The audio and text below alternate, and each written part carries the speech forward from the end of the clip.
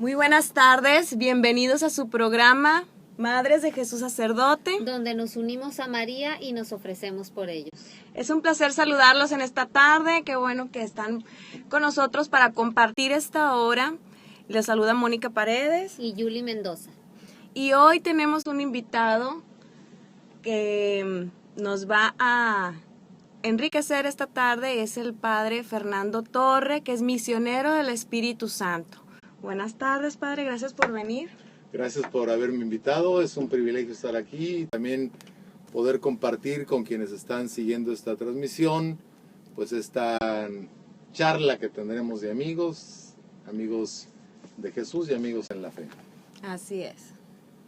Bueno, y nada más para recordarles nuestros medios de contacto. Por Facebook son Radio Amigos de Jesús, por Twitter Radio ADJ y nuestro correo es radioadj@hotmail.com. El teléfono aquí es 8401-8453. Pues, ¿qué les parece si iniciamos ofreciendo este programa por el Papa Francisco, por todos los sacerdotes, en el nombre del Padre, del Hijo y del Espíritu Santo? Amén. Entramos en el corazón de María Santísima y le pedimos al Espíritu Santo que venga. Ven, Espíritu Santo, ilumina nuestra mente, nuestro corazón, para que podamos comprender el mensaje que tienes para nosotros el día de hoy. Por Jesucristo nuestro Señor. Amén. Bien, Padre, pues vamos a aprovechar esta hora preguntándole por el principio, ¿qué le parece? Que nos platique de dónde es, su familia, ¿qué nos cuenta, Padre? Originario de San Luis Potosí, mi papá también originario de San Luis Potosí, mi mamá de la Ciudad de México. Fuimos 8 hermanos. La primera falleció prácticamente al nacer. Mi mamá siempre la cuenta, pero somos 8. Los demás siempre contábamos los 7. Soy el tercero de los que vivimos, pues. Y estuve en San Luis Potosí hasta los 18 años, que fue cuando entré a la congregación. A ver, pues entonces cuéntenos, Padre, ¿cómo fue que descubrió primero su llamado y luego los misioneros del Espíritu Santo?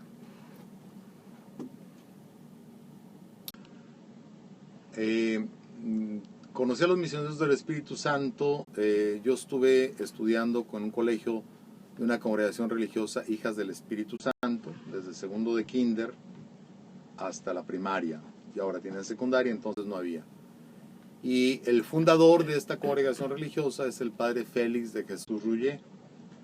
Entonces allí conocí yo al Padre Félix y conocí a algunos misioneros que ellas invitaban para alguna celebración eucarística, para darnos alguna plática. Entonces ahí conocí a varios misioneros del Espíritu Santo. Cuando termino la primaria y quiero entrar a la secundaria, entonces la alternativa era, bueno, en qué secundaria poder hacer los estudios.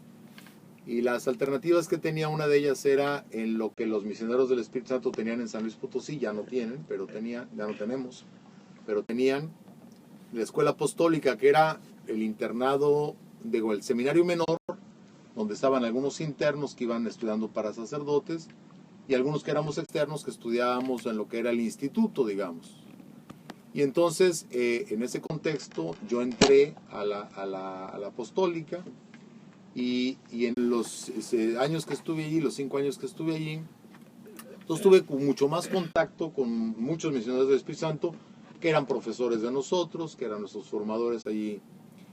En este contexto están 3 personas que son muy significativas en este proceso vocacional durante el tiempo de formación. Uno de ellos es el Padre José García Franco, que yo estando en sexto de primaria, entonces es el que estaba invitándonos a participar o como internos porque tenían inquietud vocacional, o en el instituto precisamente para poder estudiar la secundaria y la preparatoria. Cuando yo entro allí, yo tengo 12 años a la secundaria, y entonces encuentro a un hermano que se llama Ernesto Valencia, un hermano religioso que se está preparando para el sacerdocio, y entre la formación de filosofía y teología tiene 2 años de apostolado.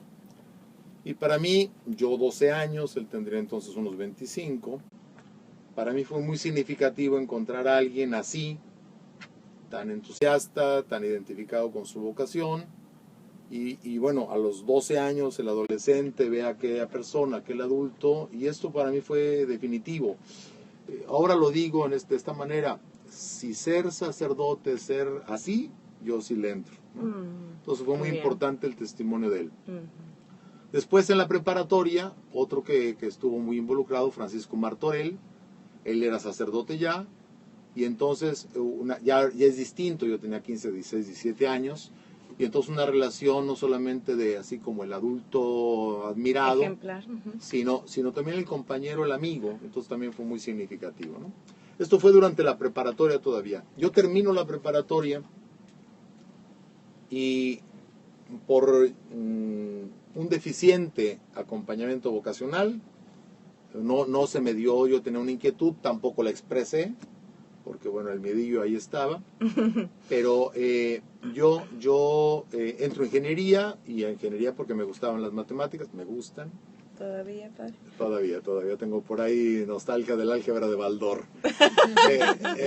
Entonces, yo ya estudiando ingeniería, llega un hermano que también estaba en ese tiempo entre filosofía y teología, Miguel Mier, y entonces en alguna ocasión yo vi como que era una persona que podría yo platicar, era el asesor del grupo, yo seguía participando en el grupo juvenil, y entonces él fue, digamos, el último eslabón en esta cadena de misioneros del Espíritu Santo.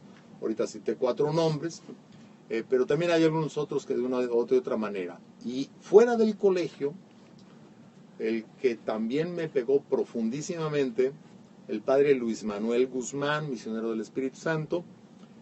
Los de cuarto de prepa hicimos un retiro en Valle de Bravo y los formadores invitaron a este padre Luis Manuel, que entonces trabajaba en Guadalajara con jóvenes. Y el testimonio de él fue sumamente importante. Era una persona, luego hice cuentas, ¿no? Era una persona de 59 años, yo tenía 15 cuando lo conocí, pero me impactó 2 cosas: su fuego, su capacidad, una persona admirable. Él había fundado el grupo del SEC, Círculo del Espíritu Santo y de la Cruz. Había fundado, había grupos en Saltillo, luego estaba en Guadalajara. Cuando yo lo conocí, él estaba en Guadalajara. Y una cosa que me impactó mucho era la certeza, la convicción que él tenía de que el joven tenía que responder a su llamada a la santidad, ¿no? Entonces, esto para mí fue muy impactante, ¿no? Yo recuerdo todavía, y en ese día puedo detectar como la primera luz clara de mi vocación, 5 de febrero del 71, ¿no? Ándale, con todo y fecha. La historia es historia. Ajá. Y son fechas que celebro y agradezco y valoro. Qué bien, padre, sí. Eso fue, digamos, el proceso. Cuando yo decido entrar, luego platico de esto, cuando decido entrar a la congregación, hablo con este Miguel Mier y entonces se da el otro proceso, ¿no? Ahora, esto fue como conocí a los misioneros.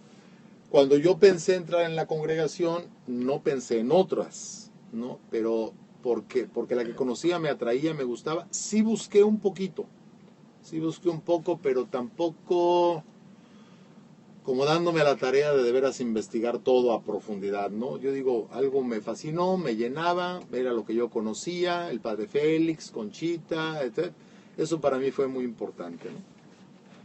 Ahora, más allá del proceso Misioneros del Espíritu Santo, yo detecto como en el, ahorita digo, bueno, yo entré a la congregación el 15 de julio del 73, pero mucho tiempo antes hubo muchas cosas que están relacionadas con esto, ¿no? Yo recuerdo a los 5 años claramente como un atractivo hacia Dios, ¿no? Mientras que mi hermano más cosas de fútbol y de no sé qué, yo sí también le hacía segunda, pero como que más el atractivo hacia Dios, ¿no? Cuando yo estoy en primaria, en 4º año de primaria yo iba a misa solo, ¿no? Esto está también, mi mamá nos llevaba de acolitar de chiquillos con las madres reparadoras, pero eso, y para mí era por la primera comunión y esos tiempos, pero yo ahora lo leo a los 10 años claramente. este atractivo hacia Dios se concretiza en querer ir a misa todos los días.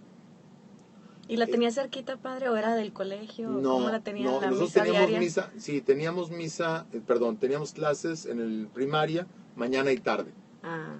Entonces terminábamos en la mañana en torno a la 1, y luego yo iba en la San Luis a la iglesia de la compañía, Ujú. ahí celebraba con el señor cura Díaz, ahí estaba celebrando él, y luego iba a comer a la casa y luego regresaba al colegio, ¿no? No me quedaba tan cerca, pero bueno, es eso. Pero andaban, en esas épocas los niños como que andaban en la calle y pues También yo en la calle, porque digo... andaban. No, de la escuela se iba a la iglesia, padre. Sí. Y luego Luego a la calle. y luego por eso. Ok, entonces, ahora, cuando yo entro a secundaria, ya con este hermano que yo dije, Ernesto Valencia, uno de los temas que yo hablaba con él era de la vocación, ¿no? Un tema importante, pero bueno, dices tú, la vocación, yo tengo 12 años, estoy en secundaria, tampoco le di mucha importancia, pero seguía este elemento de atractivo hacia Dios, y entonces eso fue importante en ese contexto, ¿no?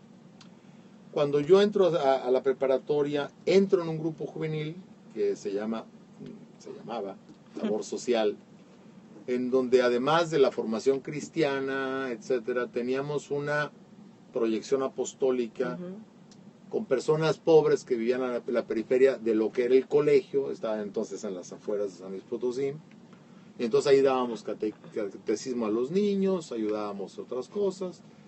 Y para mí este dato de que yo puedo ayudar a que otras personas conozcan a Dios fue como un jalón que siempre estuvo allí, ¿no?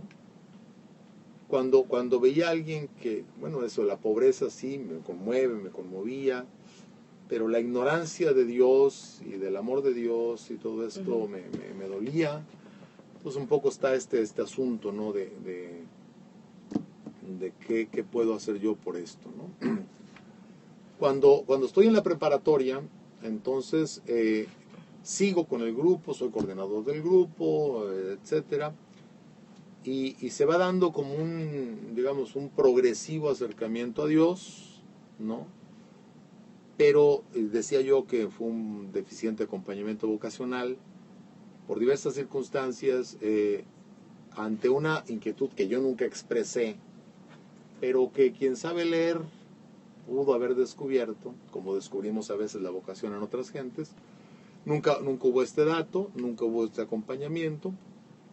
Entonces entro en ingeniería y sigo yo con este proceso de dar atención a grupos y colaborar con el apostolado.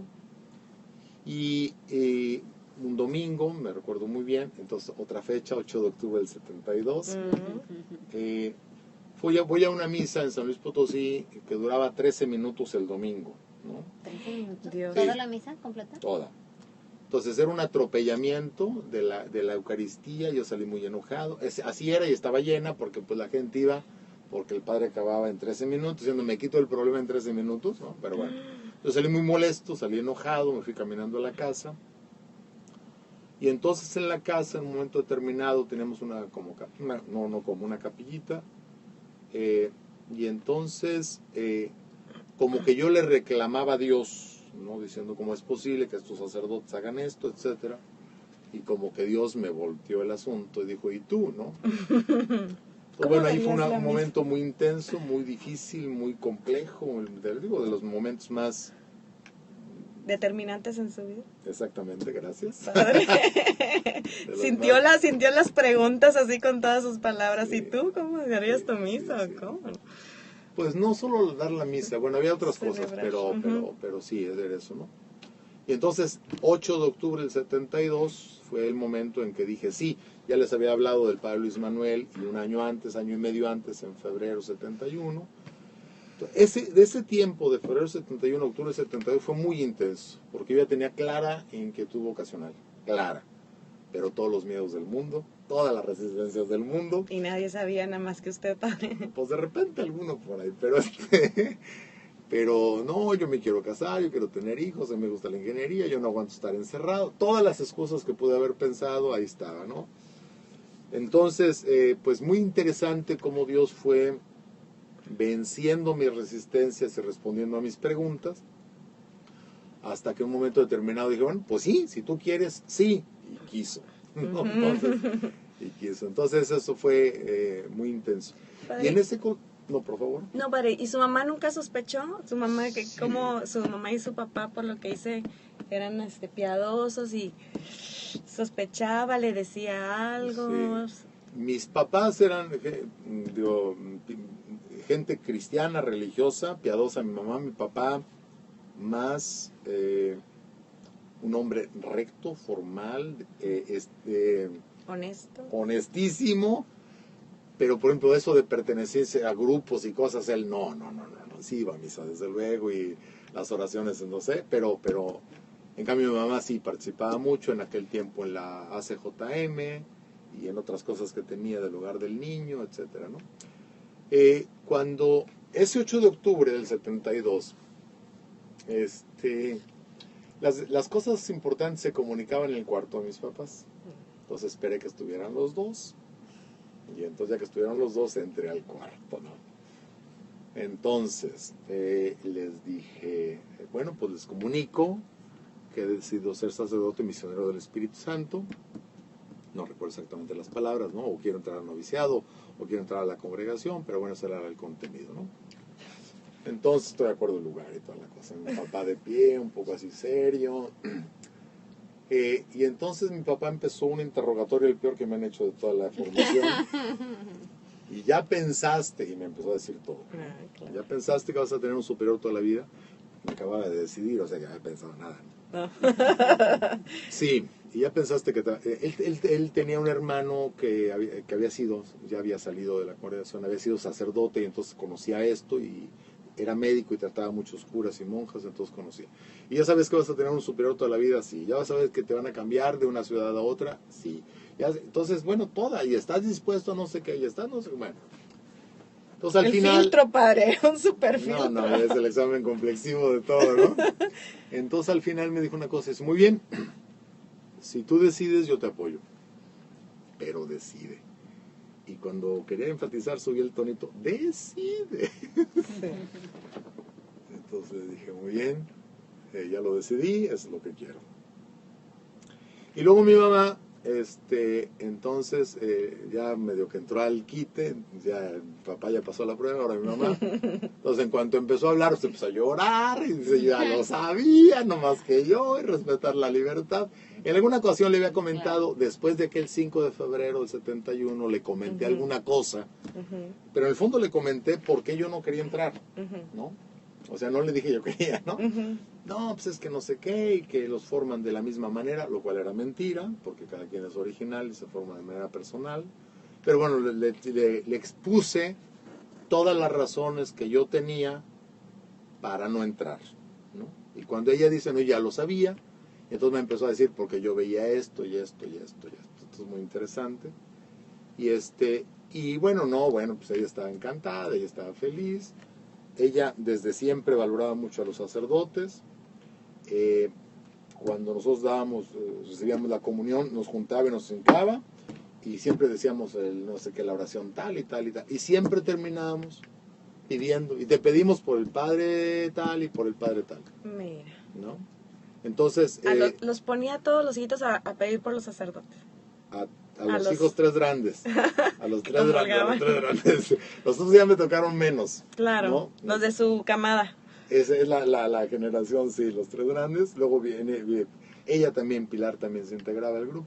Pero sí, ya luego fuimos más rejeos como para que... dejarnos dar gracias. No, pero siempre nos inculcó eso, por ejemplo eso, ¿no? Pedir por los sacerdotes. Digo, todos los días pedíamos eso, ¿no? Después de la comunión, no sé qué, nos tenía ahí muy hincados y callados. Entonces, bueno, ella dijo, ya sabía yo, lo mismo dijo mi abuela, yo ya lo sabía, pero mejor uno no se mete porque luego dicen, su hijo la abuela. La vacuna. No, dice que luego... Pero entonces sí, y a partir de allí cambió, porque yo entré el 13 de julio, entonces todo fue prepararme para entrar, estaba en ingeniería, y entonces, ¿y ahora qué hago? Muy interesante, un año muy bueno, porque aguantar lo que entonces ahora se llama bullying, que entonces no, pero de toda la crítica de la gente, es el colmo, tú, que no sé qué, que bueno, crítica, no así agresión física ni nada, pero sí un poco así como que de burla. Sí, hacíamos grupos en ingeniería para algún trabajo. No, que no venga Fernando, que no se va a misa. Bueno, sí que venga, porque sí nos ayuda. Entonces eso, ¿no? En este contexto del 8 de octubre, yo me decido el 8, y entonces hablo con Miguel Mier, el hermano. Oye, Miguel, me voy al noviciado. ¿Cuándo? Mañana. No, hombre, espérate. ¿Ah? El 12 de octubre dice, yo tengo que ir a México, vamos y te acompaño para que conozcas, ¿no? Entonces, en ese contexto fue muy importante porque, claro, ya una cosa es decirlo acá y otra cosa es ya estarte acercando. Y estábamos en Tlalpan, donde estaba nuestro noviciado, y allí llegamos a un punto en el que dijo, espérate, vamos a hacer una visita, y entramos a lo que era entonces el noviciado de las Religiosas de la Cruz. Y allí vimos a 2 novicias, porque estaban de velo blanco, hincadas, haciendo adoración ante el Santísimo expuesto. Salimos de allí y este hermano, ahora sacerdote, me dijo 5 palabras que me transformaron. Estas mujeres piden por nosotros. Y en ese momento experimenté, pues eso, o sea, yo suelto el cuerpo, así decía una tía mía, yo suelto el cuerpo. Y las cosas, porque estas mujeres piden por nosotros. Entonces, para mí ha sido fundamental en mi vida saber que hay personas que están pidiendo por los sacerdotes, que de día y de noche ante el Santísimo piden por los sacerdotes. Yo acabo de dar unas reflexiones en estos días, y antes de venir, obviamente mandé un correo a una y a otra diciendo a 2, porque tampoco digo a todas que pidan. Sí. Pero a 2 gente digo, pide porque voy a dar un taller y voy a dar un retiro y otras cosas. Entonces, y esto es normal, o sea, cualquier actividad que tengo, porque estas mujeres piden por nosotros. Cuando tengo alguna dificultad, algún problema, alguna así, bueno, señores, estas mujeres piden, así que bueno, pues eso, ¿no? Y siempre recurro de alguna u otra manera a ellas, ¿no? Entonces, eso fue, y luego ya el último tiempo, antes de entrar a la congregación, fue una preparación, ¿no? Interesante porque, a ver, bueno, chavo de 18 años, y las monjitas que me habían conocido en la primaria tenían cursos de secundaria con las muchachas, y entonces yo les daba retiros a las chiquillas de secundaria, lo que las madres no podían. Pues un cuate de tercero de universidad que esté hablando de Jesucristo y de Dios y del apostolado y no sé qué, bueno, que ellas estaban encantadas. Las va a tener con la boca abierta las muchachas. Me la pasaba dando retiros, a costa de los estudios, honestamente, pero hablé con los maestros. Solo uno, el de cálculo, dijo que no, que a las 7 de la mañana tenía que estar en su salón. Los otros dijeron, bueno, con que pases tu examen es bronca tuya, puedes venir o no venir. Y ya realmente mi interés estaba en otro lugar, totalmente. Dando retiros, padre. Retiros, pláticas, yo digo, fue la vez que he hecho más apostolado en mi vida, ese año, ¿no? Daba clases en la escuela de enfermería. Hogar del Niño, que es una escuela que tenían las Hijas del Espíritu Santo para niños pobres, yo iba al menos una vez a la semana o más con los muy chiquillos de sexto para darles alguna plática. Tenía un grupo de oración con las chiquillas estas de los retiro cada fin de semana, no cuánta cosa. Ahí entonces, que dijo, sí, es lo mío, de tiempo completo, de tiempo completo. Esto es lo mío. Sí. Y de hecho la crisis que viví en el noviciado fue por la ausencia de un apostolado tan directo, ¿no? ¿En qué momento, padre? ¿En qué momento fue su crisis? O sea, ¿estaba como que mucho estudio? No, el momento de la crisis... Eso específicamente. Sí, específicamente entre el primer y segundo año. Tenemos 2 años de noviciado nosotros. Sí. Entonces el primer año es un descubrimiento de muchas cosas nuevas y sobre todo la parte interna, ¿no? O sea, un poco entrar en las motivaciones profundas del corazón, que es muy complejo. Claro. ¿No? Porque a veces uno hace cosas, en apostolado mismo, ¿no? Sí. Voy a poner un caso, para que vean que no todo es tan apostólico. Hombre, me dio una popularidad que jamás había tenido. Claro. No, ¿a quién no le gusta? Yo estaba feliz yendo hasta la bola de chiquillas de tercera de secundaria. Pues bueno, entonces esa parte estoy diciendo, a ver, espérate. Purificar. Claro, purifica tu intención. No creas que todo era celo apostólico. Había mucho también de la gratificación que tienes al recibir a la gente y el que estén pendientes de tus palabras y fascinadas con lo que dices, ¿no? Hombre, es un estímulo muy fuerte para el narcisismo, ¿no? Claro. Entonces, bueno, el noviciado primero, muy fuerte, toda la dinámica de conocimiento personal, de encuentro con Dios, de purificación también, ¿no? Porque la purificación de las motivaciones es muy complejo, ¿no? A veces hacemos las cosas pensando que las hacemos por una cosa muy buena, y sin embargo siempre hay una motivación por ahí egoísta, donde yo recibo un beneficio, donde yo tengo tal cosa. Entonces muy difícil ese proceso de encuentro con uno mismo y de purificación, entonces. Y el Señor se encarga, ¿no? Pero sí la parte del encerramiento y de no, sí tenía apostolado, pero poco. Esos 2 años del noviciado, ¿verdad, Sí. padre? Que a la mayoría se les hacen difícil, precisamente. Pues sí, porque también vivimos muy en la superficialidad. Tenemos 5 minutos, 10 minutos y no sabemos estar con nosotros. Exacto. ¿No? ¿Y Ahora, de joven? Ahora bajamos una canción, ponemos no sé qué. Entre la distracción de audio, nos cuesta mucho trabajo estar con nosotros, y te invito media hora solo en silencio contigo. Okay. Y con Dios.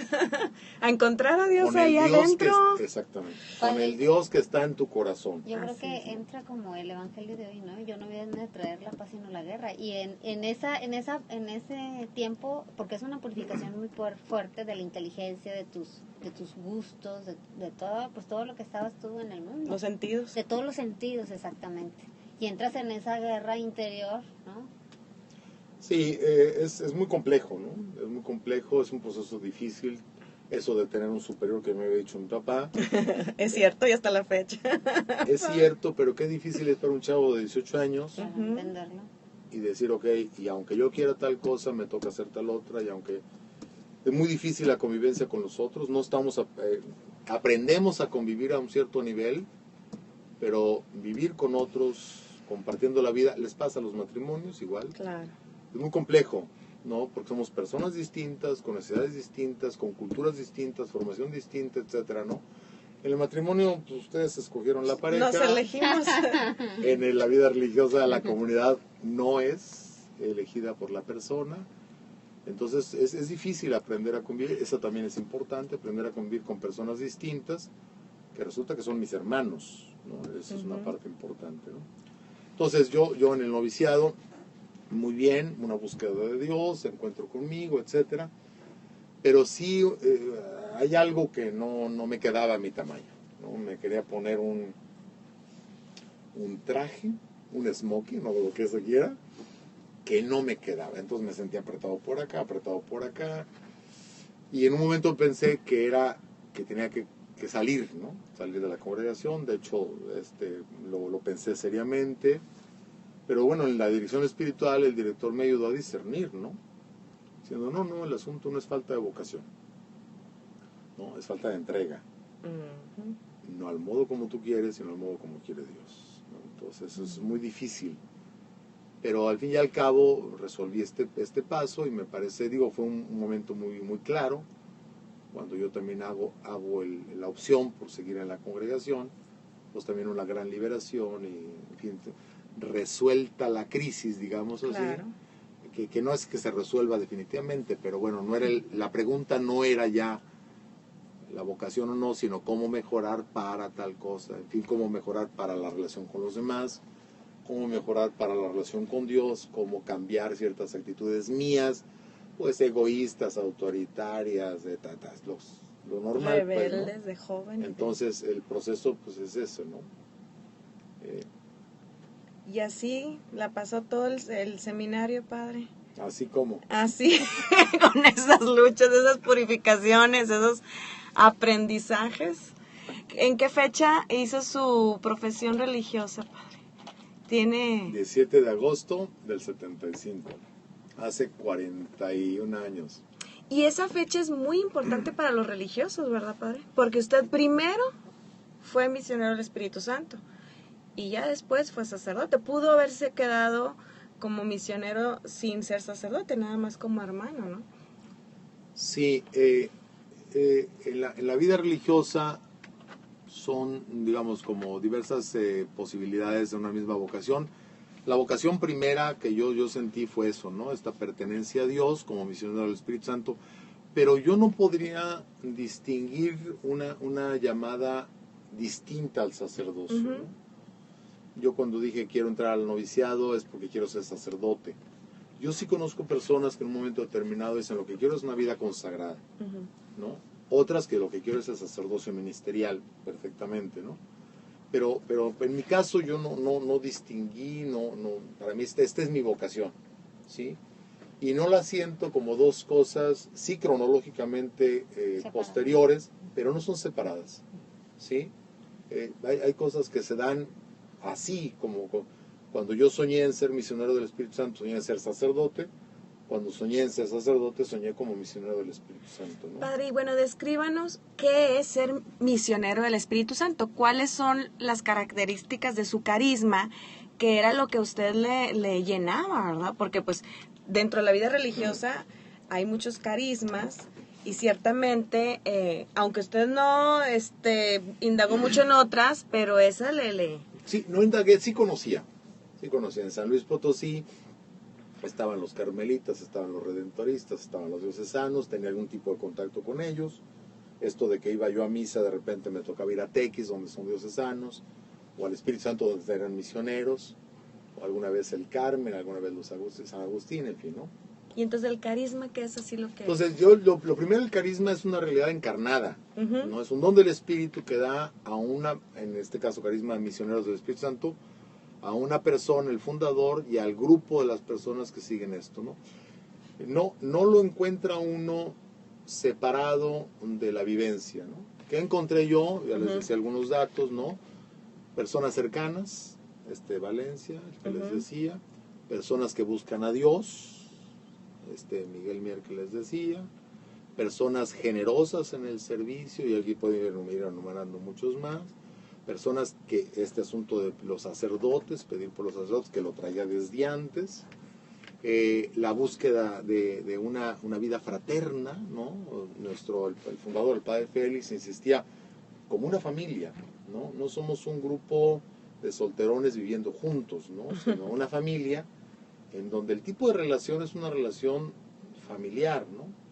Entonces, claro, lo que dije es, yo como estos, quizás la formulación del carisma como una abstracción, ¿no?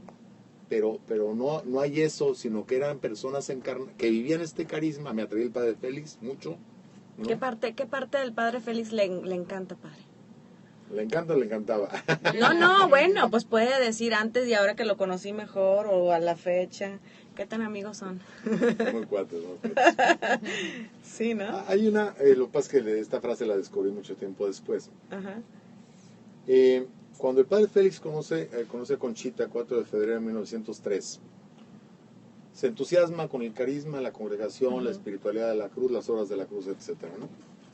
Y él vive lo que él llamó después su noviciado. Y entonces, su noviciado fue 1 año y medio, hasta que él se despide de febrero de 1903 a 16 de julio de 1904.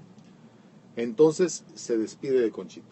Dice, me voy a ir a pedir el permiso de la fundación, voy a hablar con mi superior general. Y entonces él dice, Conchita, cuando yo leo la cuenta de conciencia de Conchita, es una de las páginas más entrañables de toda la cuenta de conciencia. Ayer tarde vino el padre Félix a despedirse, me bendijo a mí y a mis hijos, muchas lágrimas corrieron. Y luego empieza a hacer una descripción maravillosa del padre Félix, eso no sé qué, él ama las obras, está Dios, el apostolado. Y luego termina diciendo, y esta es la frase, las últimas palabras del padre Félix al partir fueron estas, literal: yo quiero todo lo que Jesús quiera, lo que sea su gusto, su complacencia, su simple deseo, aunque yo me sacrifique hasta la muerte. Esa frase la pinta Félix de cuerpo entero, ¿no? Lo dijo y lo vivió. Exactamente, es un cheque que firmó en blanco, lo que sea, aquí está. Yo quiero todo lo que Jesús quiera, lo que sea su gusto, su complacencia, su simple deseo, aunque yo me sacrifique hasta la muerte. Ahí está la formación que recibió, el examen final con doctorado, summa cum laude, y todas esas cosas. Ya está, o sea, está formado, ¿no? Y esa frase para mí fue muy importante y tan tan me impactó que también le impactó a Concepción Cabrera de Hermida. Claro. Por eso la puso. Claro. Diciendo, este cuate Le impactó y la lo que memorizó. dice, ¿no? Ujú. Ok. Entonces, esta como disponibilidad a hacer el proyecto de Dios. Interesante, porque alguna vez me dijeron, oye, esa frasecita que tú dices que el padre Félix quería sacrificarse hasta la muerte. No quería sacrificarse hasta la muerte. Estaba dispuesto, que es muy distinto, Claro. ¿no? Si Dios quería, si no, no. Exactamente, ¿no? La mamá está dispuesta a sacrificarse por el hijo, hombre, sí, si está enfermo, si lo que sea, ¿no? Pero no queremos que No. esté enfermo. No quieren sacrificarse. No queremos que esté enfermo el hijo.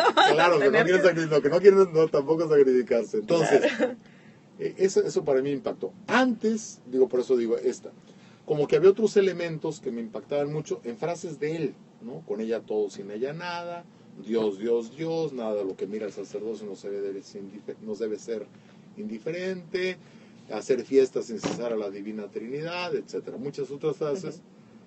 Pero lo del padre Félix como que es el conjunto, ¿no? Una persona armónica, una persona profundamente atrayente, ¿no? Interesante, porque él llega a los 54 años y empieza a promover vocaciones, ¿no? Y su persona regresa ya con el permiso, funda la congregación en el 14. ¿Y qué es lo que atraía? Pues el Dios que estaba en él y que se transparentaba en todo, ¿no? En su manera de ser, etcétera, ¿no? Entonces eso. Y él, digamos, el carisma del misionero, pues está muy ligado a él, ¿no? Otro elemento ya del carisma de la congregación, el asunto como de la misión, ¿no? El asunto de la misión, la misión, si quisiéramos formularla en una palabra, extender el reinado del Espíritu Santo, ¿no? Así es. Podríamos medio glosarla en 3 maneras: promover la santidad, ¿ah? Generar estos procesos de santidad en las personas, ¿ah? Construir el pueblo sacerdotal en de todos por el bautismo participamos del sacerdocio de Jesucristo y que vivamos nuestro sacerdocio común, y impulsar el compromiso de solidaridad. Entonces esta sería la gran formulación de la misión. Y tenemos unos destinatarios. Los principales son los sacerdotes ministeriales. Muchas de nuestras oraciones terminan, y especialmente por los sacerdotes, ¿no? Entonces, los primeros destinatarios de nuestra acción pastoral, ¿no? Después, como obras, las obras de la cruz, las conocemos: apostolado de la cruz, por orden cronológico, apostolado de la cruz, religiosas de la cruz, alianza de amor, fraternidad de Cristo sacerdote y misioneros del Espíritu Santo. Y luego, como medios, la dirección espiritual, ¿no? Entonces, un medio característico de nuestra misión, la predicación, ¿no? La pastoral litúrgica. Entonces, esta parte del apostolado para mí tan importante, porque en el fondo es porque yo quiero colaborar con Jesucristo en la salvación de la humanidad. Por eso, luego me corrijo, por eso entré a la congregación. Me corrijo porque yo quiero, porque Jesucristo me invita a colaborar con Él, ¿no? En el fondo es una invitación. Yo así lo experimento y cada vez soy más consciente de esto. Quizás cuando yo entré, hombre, sí es un poco el protagonismo, y yo la generosidad, y yo la entrega, y yo la salvación de la humanidad, ¿no? Y bueno, y me imaginaba, así los estadios llenos, las multitudes a las que les anunciaba el Evangelio, ¿no? Dios se encarga de purificar. De una u otra manera, ¿verdad, padre? El asunto es, yo lo veo totalmente al revés. Es Jesucristo que me dice: necesito de ti. Yo quiero que la humanidad experimente la salvación que yo vine a traer, pero necesito de ti.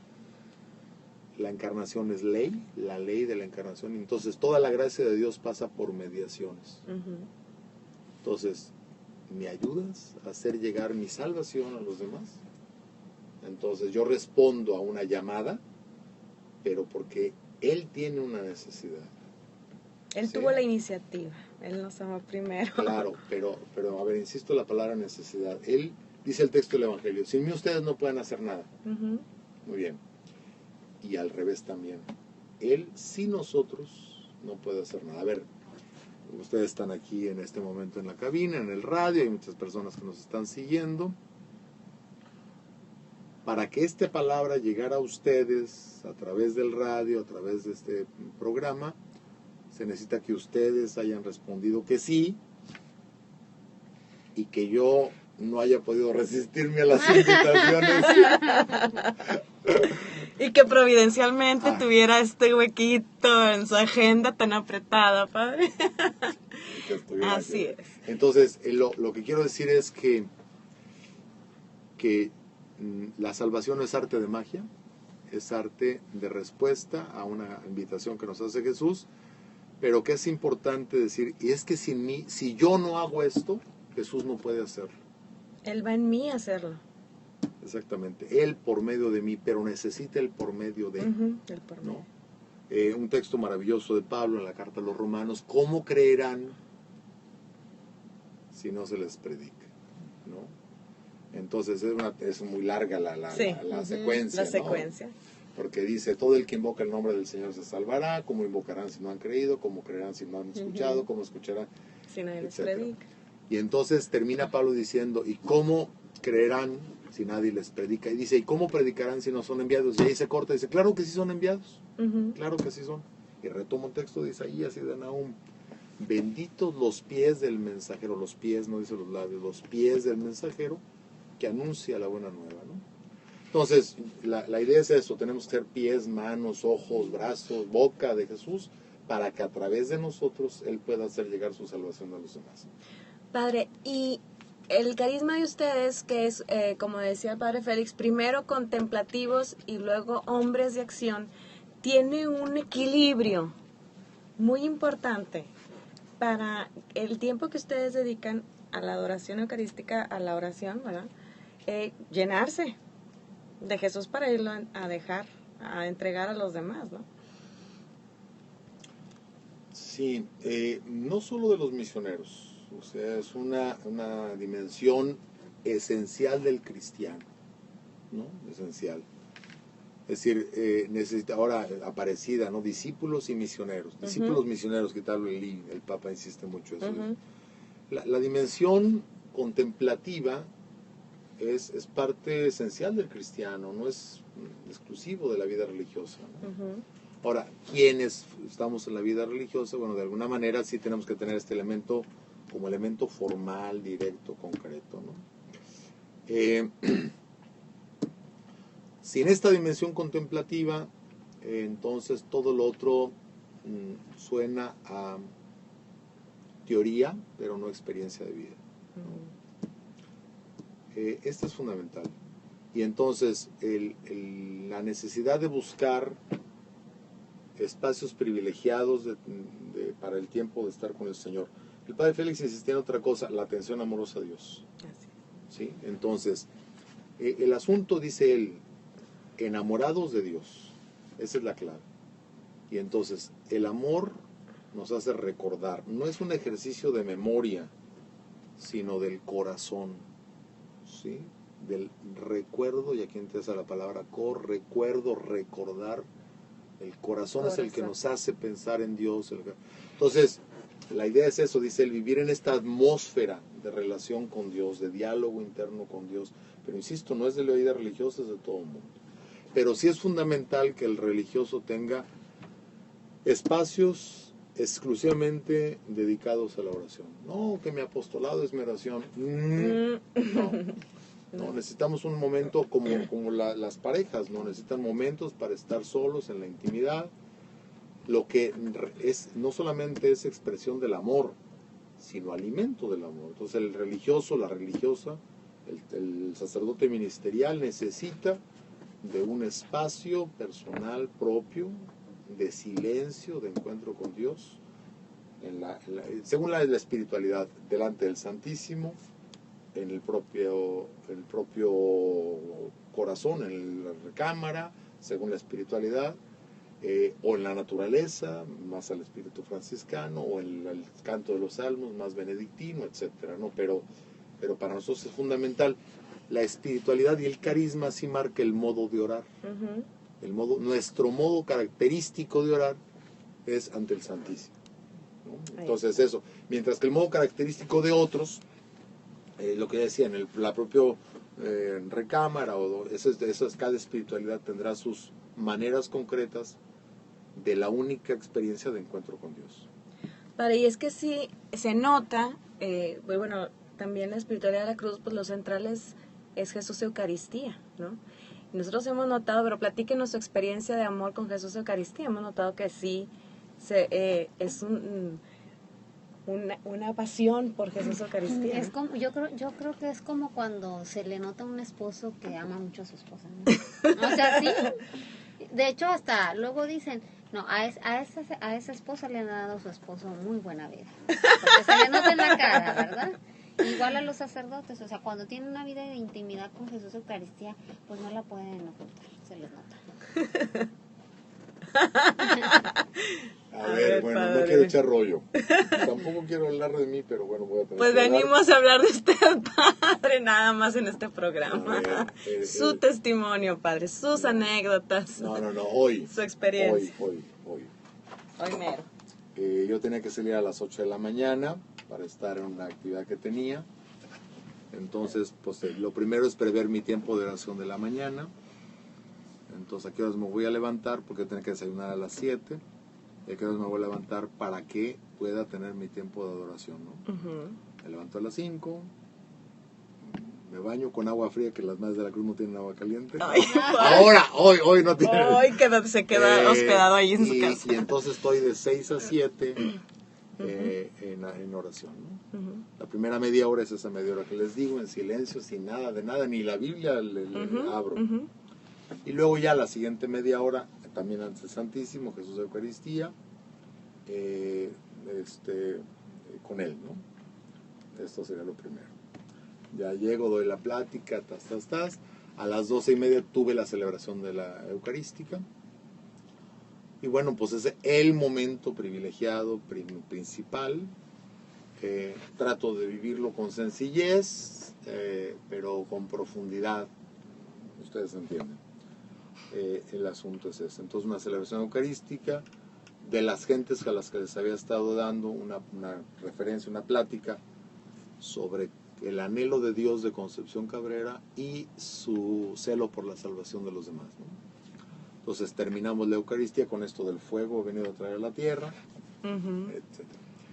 Voy a comer con mis hermanos misioneros 1:30 y por ahí de las 2 y cacho me echo una siesta y entonces bueno, voy a tener trabajo en la tarde. Mónica me va a llevar al radio, entonces otra vez echar reversa. ¿Y cuáles son los horarios? La comunidad de misioneros a las 4 de la tarde tiene media hora comunitaria de adoración.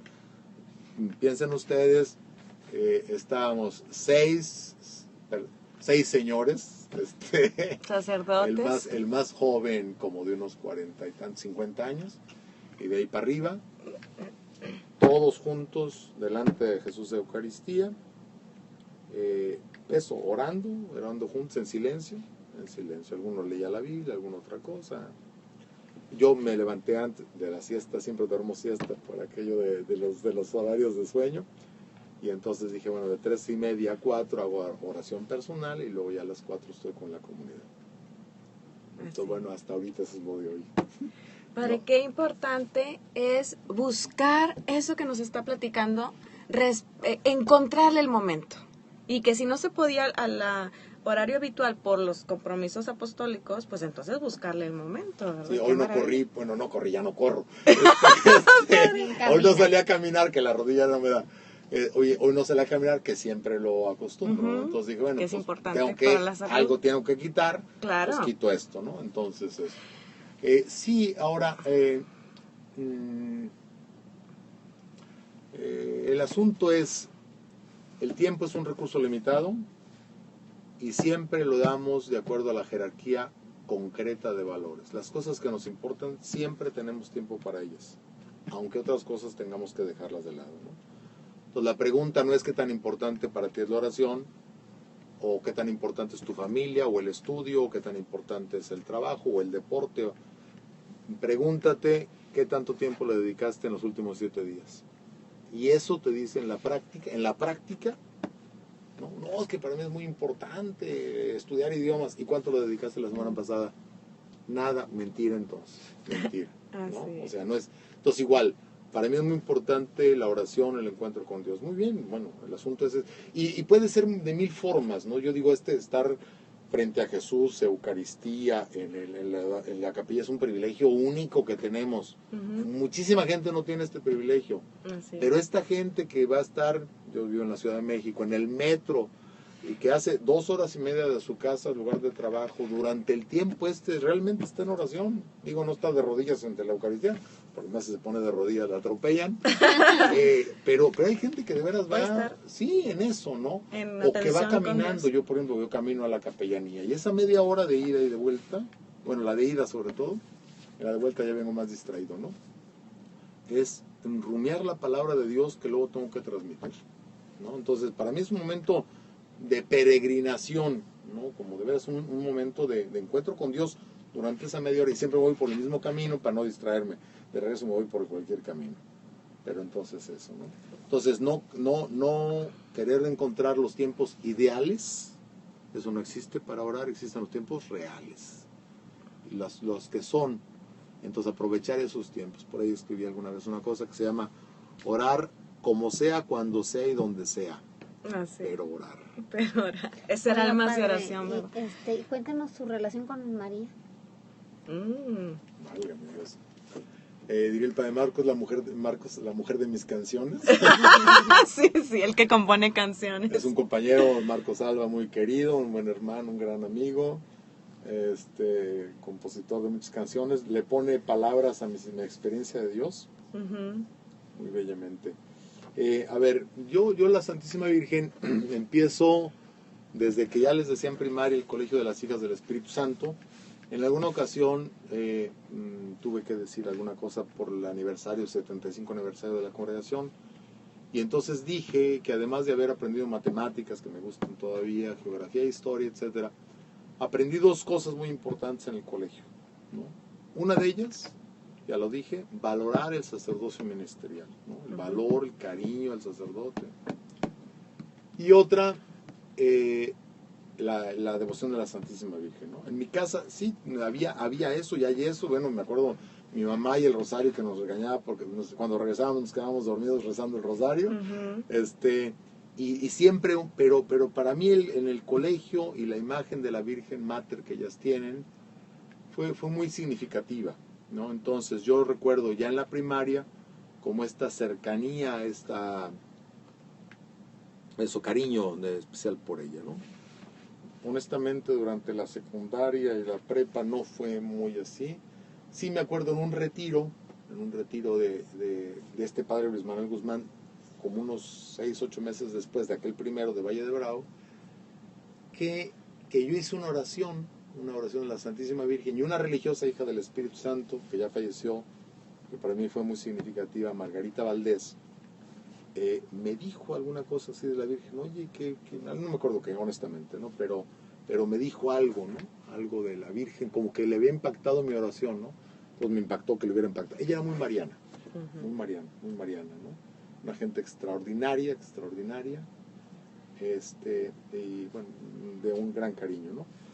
Entro yo al noviciado, y ahí fue como pues no sé, bueno, pues un descubrimiento nuevo, distinto, ¿no? A mí me decían el panzón. Entonces yo le dije, bueno, pues tú eres mi gorda. María.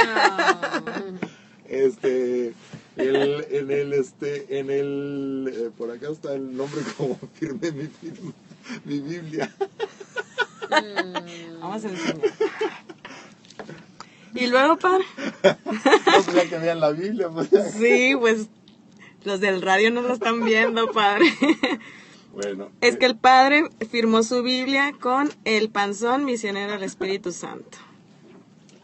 Todavía mi hermana, varias gentes de San Luis que me conocieron en aquellos tiempos, así me dicen. ¿Y es una cita bíblica que te está aquí abajo también? Dice, el nombre de Yahvé es Torre Fuerte. Mi apellido es Torre, por eso le puse el nombre de Yahvé es Torre. Bueno. Entonces allí fue muy importante, como algo no. El padre Félix insistía mucho en la devoción a la Santísima Virgen. Claro. Mucho, ¿no? Y que el que no amara a María no era misionero. Misionero. No era misionero.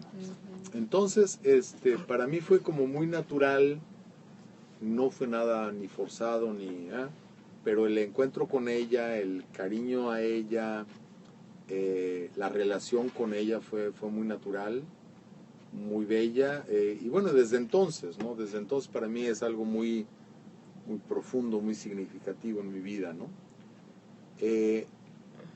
Ha ido evolucionando y entonces, a ver, de facetas distintas, ¿no? Una relación más de hijo a madre, otra más de este tipo de la relación como la amiga, la compañera. Ahora el asunto es, la hago mi colaboradora en la misión. Hay mucha relación personal y todo, ¿no? Pero entonces yo digo, a ver, yo voy a dar la semilla de la palabra, ¿no?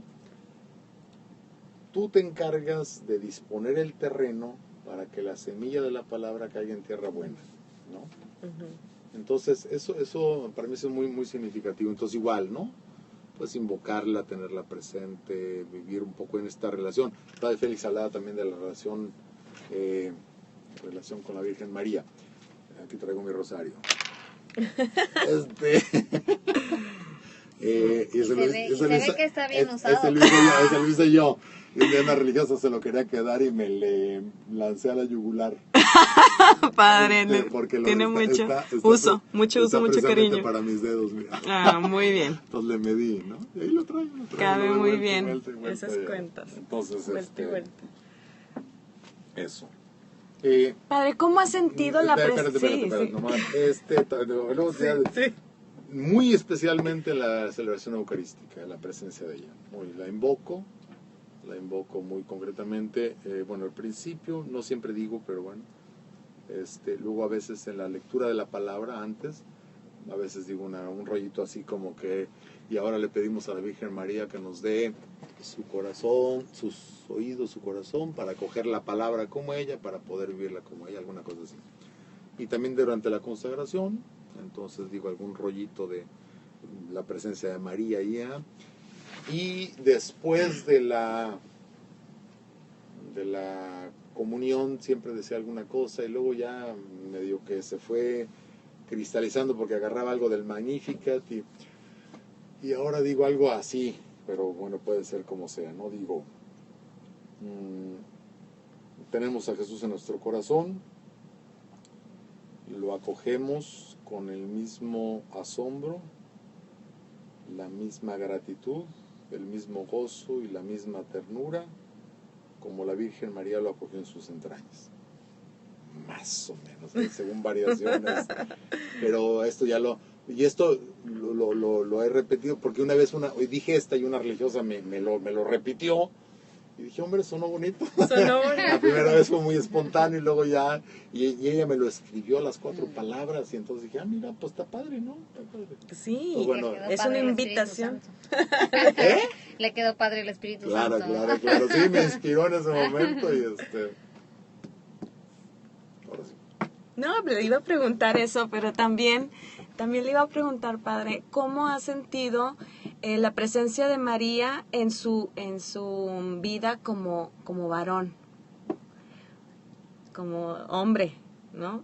Porque ayer decía que era muy difícil si un sacerdote no tenía la presencia femenina de María, ¿no? Sí, parto de una frase que dije anteriormente ayer. Estábamos hablando de la Santísima Virgen, sale el tema por la importancia que el padre Félix le había dado a la devoción mariana, de manera particular su mamá, el influjo de la mamá, María Luisa Olanié, como mamá del padre Félix. Entonces yo dije que si una religiosa, no importa si fuera novicia o la superiora general, me dice a mí, en dirección espiritual o comentando, que la devoción a la Santísima Virgen, pues como que no está bien, pero bueno. Y yo diría que no me preocuparía, ¿no? Que no me preocuparía porque en la relación con Jesucristo, la mujer encuentra un cierto equilibrio de algunas cosas personales que como mujer puede expresar su ternura femenina a un varón, ¿no? Entonces, Y la devoción a la Virgen, en ese caso, sí tiene una parte, bueno, teológica y espiritual, pero llamémosla psicológica, si se quiere, que es distinta, ¿no? Que es distinta.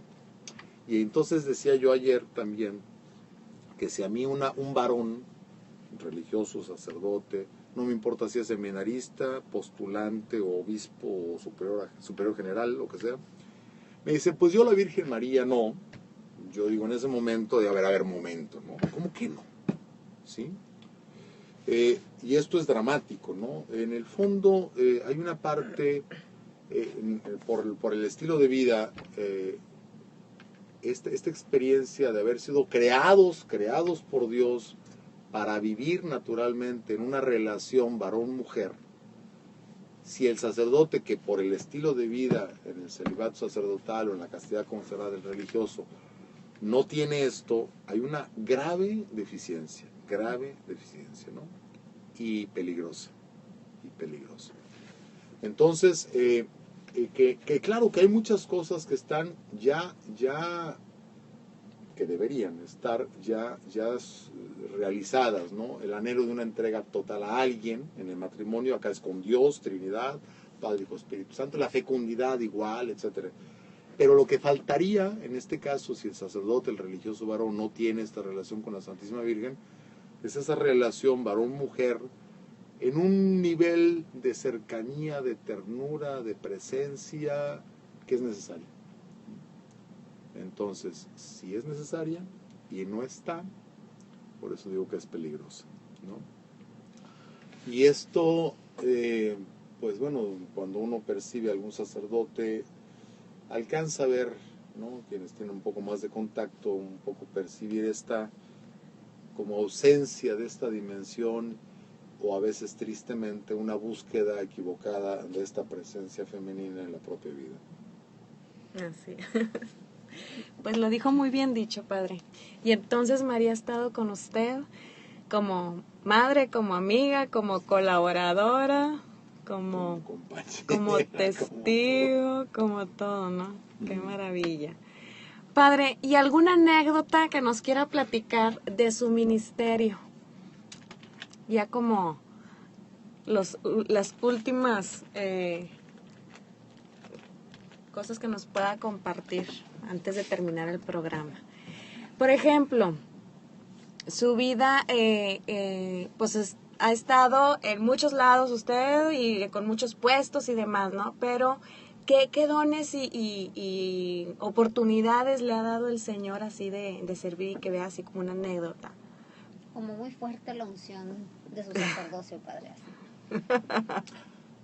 Sí, a ver.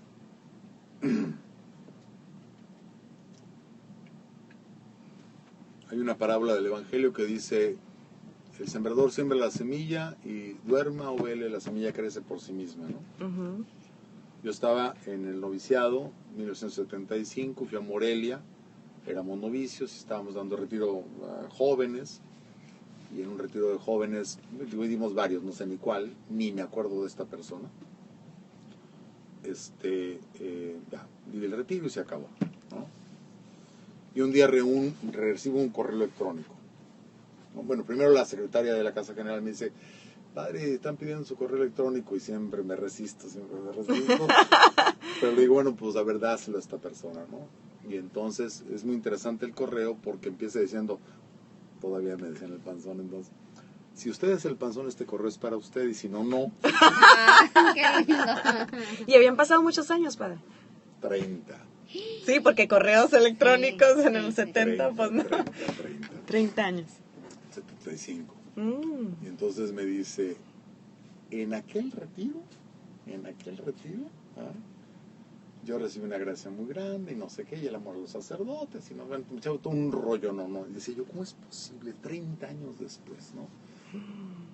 A lo mejor, porque hubo varios retiros, y en uno salí enojado, triste, deprimido, ve esta bola de viejas y la tos. A lo mejor fue ese, a lo mejor no, pero no sé, ¿verdad? Pero así pasa muchas veces, ¿no? Y entonces me hizo ver la importancia de sembrar sin esperar ningún tipo de reconocimiento. Gracias a Dios, pues me permitió conocer esto, que bueno, fue muy sorpresivo, ¿no? Sí, claro, 30 años después. Y luego pues un fruto. fue muy intenso el asunto, porque, de repente ver que algo que yo hice 30 años antes dio fruto, aunque yo no lo haya visto, ¿no? Ujú. Y entonces esto me ha asombrado mucho, ¿no? Esta persona, Nora Solesi de Morales, ¿no? Que vivió en Monterrey, está ahora en Estados Unidos, ¿no? Entonces me impactó. Y más que me ha ido a buscar. Claro, que dio con Que usted. de repente 30 dice, tengo años que darle después. las gracias a aquella persona que no sabe. Algo que nos vimos, bueno, dos desconocidos, ¿no? Digo, 30. Chamacos. Yo entonces tenía completo, imagínate, ¿verdad? Completo. Pero todo lo que me impactó fue eso, no sé, tú siembra, no quieras ver frutos. Bueno, pues Dios me permitió ver este fruto, ¿no? Claro. Entonces eso, ¿no? Entonces me impactó muchísimo. Y está decir muchas cosas, ¿no? Una vez una persona, padre, quiero dar las gracias, tendría 30 años ella, yo la primera vez me confesé con usted. Y desde entonces, quién sabe qué más me dijo, pero para mí fue una gracia, una bendición. Una chiquilla de primera comunión que confesé, ¿no? Así de sencillo. Otra muy impactante, escribí alguna vez un libro que se llama Grítale a Dios. Y entonces un día una persona dice, lo busqué hasta que lo encontré. Ujú. Bueno, ¿qué sucedió? Iba manejando él y entonces tiene un accidente por su culpa, distracción, ¿no? Va con él la esposa, muere la esposa. Entonces, bueno, empiezas a imaginar a ustedes la situación que vive, el drama que entre la tristeza, el coraje, la depresión, la lucha con Dios, y entonces alguien le regala ese libro, ¿no? Y entonces dijo que ese libro le había pues permitido brincar este momento, ¿no? Le gritó a Dios. Se atrevió, Ahora con fe. se atrevió Ahora a con gritarle a fe. Dios, sí, se atrevió. No, porque si le gritas a él, tienes fe. Por eso digo, ahora con fe, ¿no? No, pues si le gritas a él, Ujú. otra cosa es que digas de él, Ujú. es un desgraciado. Sí. No, díselo. ¿Por qué me hiciste esto? Como luego uno les echa la culpa también a Dios, Así ¿no? así es, ¿no? Pero se lo dices a él. Entonces Ujú. ya tienes fe, si no, no se lo dirías a él, ¿no? Entonces por eso, no. Si le dices a él, tú puedes decir lo que quieras. Bueno, Jesús le dice, ¿no? Porque me has desamparado, ¿no? Ujú. Si le dices a él, ya estás haciendo un acto de fe, porque es dirigirte a alguien que crees que existe, ¿no? Entonces, bueno, me impactó eso, como una palabra dicha, también esto, la historia del libro está desde que yo estudiaba teología, y luego otro tipo de cosas, y total, pero, bueno, el hecho de que una palabra escrita, y ahí tal vez voy al Padre Félix, pueda hacer tanto bien a alguien, ¿no? Entonces es una gran satisfacción saber que, pues eso, ¿no? Algo que yo escribí y que, pues bueno, que Dios se valió de eso para hacerle bien a alguien, ¿no? El Padre Félix decía, nos serviremos, entonces decía, de la prensa, Ujú. porque hace que el mensaje llegue a más personas y sea más duradero. Más permanente. Bueno, hoy leemos a San Agustín, 1500 años hace, Claro. y seguimos leyendo a San Agustín y a todos los padres de la iglesia, y nos siguen haciendo bien sus escritos, ¿no? Ignacio de Antioquía, hace unos días, etcétera. ¿Y cuántos libros ha escrito, padre? Un montón, ¿verdad? Libros deben ser como 10. Sí. Y pues precisamente ahorita, después de haber estado 6 años como superior general, ¿verdad, padre? De los misioneros. Pero Dios ya me perdonó. Ya lo perdonó. Ya le levantó el Ahora le levantó el castigo y lo mandó a... No, es que no fue castigo. No, ya me es- perdonó por haber sido. Es un decir, ¿verdad? En otro programa, padre, nos va a platicar toda esa dimensión, pero finalmente ahorita está en el CIDEC, ¿verdad? Sí, Que es- centro, una comunidad de investigación y difusión de la espiritualidad de la cruz, donde precisamente una parte de esto que acabo de decir está en escribir, ¿no? La escritura, pues es un apostolado muy austero, ¿no? La comparo yo como el investigador de un laboratorio Ujú, que quiere encontrar la vacuna, la cura para un mal, ¿no? Esto me ha ayudado porque luego en los momentos de aridez y de desesperación, pudiendo yo estar dando ejercicios a sacerdotes, estoy sentado aquí tratando de escribir una página, ¿no?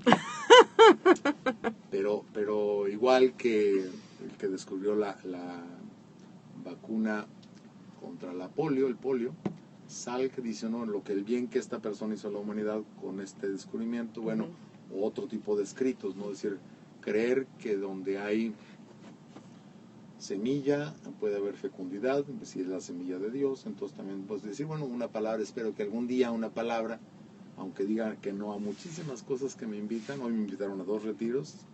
Venga, danos un retiro. No, venga, porque tengo que escribir.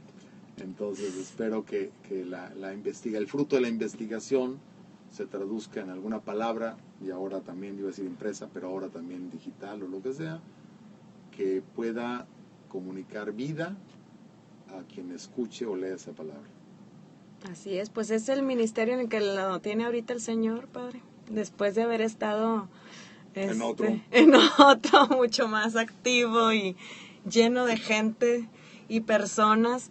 Son diferentes dimensiones de su fecundidad, y pues ahorita le agradecemos todo lo que nos compartió en esta hora y cachito, que sí. Pero ha sido muy enriquecedora, Padre, y pues le queremos dar gracias a Dios. ¿Qué le parece si con una oración para cerrar este programa? Dios nuestro, Padre, Hijo, Espíritu Santo, te damos gracias por el amor que nos tienes. Permítenos acoger y disfrutar este amor, y danos la gracia de saber traducir, transmitir en el dialecto de cada persona este amor misericordioso con el que tú nos abrazas, nos llenas de vida y esperanza. Amén. Amén. La bendición del Espíritu Santo, Padre. Que el Espíritu Santo, fuente de toda pureza, se las comunique por medio de la cruz y guarde siempre sus cuerpos y sus almas puros y sin mancha, y que la bendición de Dios Todopoderoso, Padre, Hijo, Espíritu Santo, descienda sobre ustedes y permanezca para siempre. Amén. Amén. Amén. Bueno, y pues para terminar este programa, pues nada más les recordamos que todos los viernes primeros de mes tenemos nuestra misa a las 12 aquí en el oratorio de Amigos de Jesús, que está en Eugenio Garzazada, 2866, Colonia Altavista, aquí en Monterrey, Nuevo León. También los invitamos a sintonizarnos todos los miércoles a nuestra hora santa a las 8:30, y buscar en Facebook nuestra página Maternidad Espiritual Sacerdotal, Madres de Jesús Sacerdote, donde tenemos ahí muchas reflexiones y donde subimos también nuestros programas para que puedan tener material que les ayude a desarrollar esta vocación a la maternidad espiritual sacerdotal. Y pues muchas gracias, Padre, un placer compartir con usted. Por estar usted. con nosotros. Un gusto. Julie. Que Dios los bendiga, nos vemos el siguiente jueves. Hasta luego.